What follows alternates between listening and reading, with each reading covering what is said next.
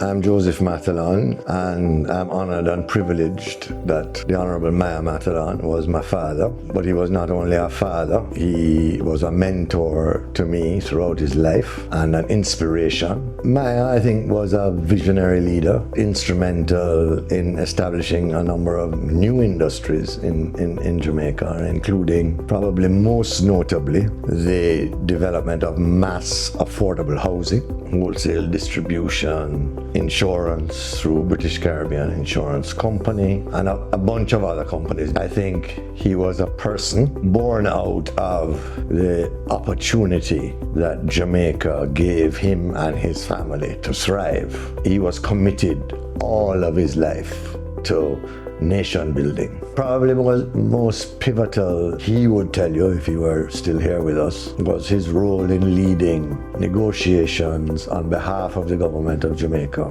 with local bauxite companies. Those additional royalties that were earned from the bauxite made a very, very significant difference to the government operations at the time. I think another thing he would have told you, he went on a trip to Mexico and he came across an organization that essentially provided mortgages for lower income workers on a subsidized basis and was funded by a payroll tax. And he advocated for the establishment of such an organization in Jamaica, and eventually it was established, and it's known today as the National Housing Trust. And then I think finally, as the chairman of what was then Telecommunications of Jamaica, he saw the company through transformation, where a landline was a luxury to a time when basically you could get a landline anywhere you want. He was a very jovial